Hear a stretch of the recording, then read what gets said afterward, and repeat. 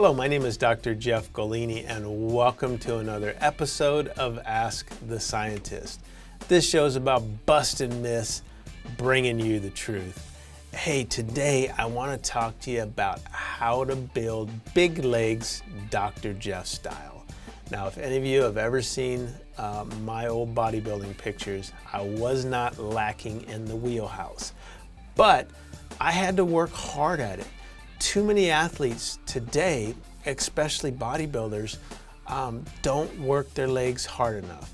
Now, if you don't like working legs, that's why they have the physique where you're wearing those surfer shorts down to your knees. You don't have to have big legs, but if you want to get into bodybuilding, or even if you are looking at, figure, you've got to have some shapely legs. So I'm going to tell you what I used to do to build my massive legs.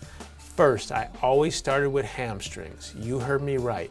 Too many guys and gals, hamstrings is an afterthought. You do it at the end of the workout, you're tired, you just work your way through it, and they are lacking their hamstrings. I did mine first. That's why my hamstrings were like a couple watermelons hanging off the back of my leg. I would start with lying extensions or lying hamstrings, and I would do 5 to 6 sets, 10 to 15 reps, as heavy as I could go. Some workouts I would do force reps where literally my training partner would be pushing down on my ankles and I would be pushing up. I would be doing reverse reps, anything to bomb. That typically would be my hamstring exercise. I then would go to like a standing leg curl where I then would use some lighter weight and I would squeeze. Now, even though I was using heavier weight on the lying curls, I was still going very strict. I wasn't being sloppy because, again, I wanted to concentrate on my hamstrings. So I'd finish up with another 5 sets of about 10 to 15 reps. Now it's time for the quads. Squat, baby, squat. I would always start with one warm-up set. Now, for me, a warm-up was 135. I would do 15, 20 reps just to get the blood flowing, get it in, get the knees warmed up. And then I would start adding 45-pound plates. Now again, I was a good squatter. My next set was 405 because to me that was light. But you've got to find out what your working sets are.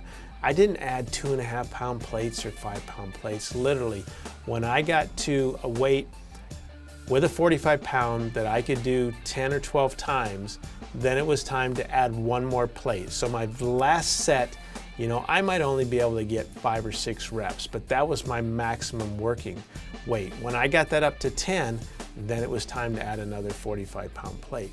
So squatting, I might end up doing, 5, 6, 7 sets. Heaviest weight possible. I always wore knee wraps and I always wore a weight belt, so I do recommend that. After that, I would move on to typically hack squats or leg press.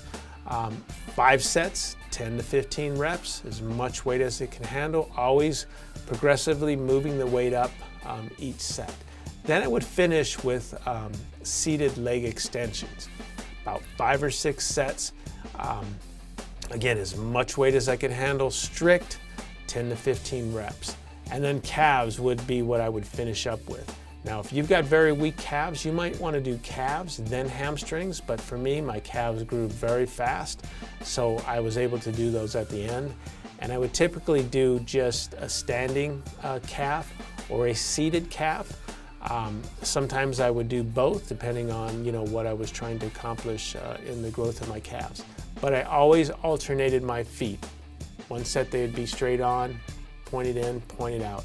This helped me to develop that big rounded calf that I used to have. And I would do about 5 sets. Now calves, I would go about 20 to 25 reps. And again, heavy weight, full extension up, full extension down. Anyway, that's what I used to do, and that's how I grew my legs. If you need a leg plan, send me an email. I'd love to give you one absolutely free. Send it to drjdrj@allamph.com. All right, let's grow some tree trunks together. Bye-bye.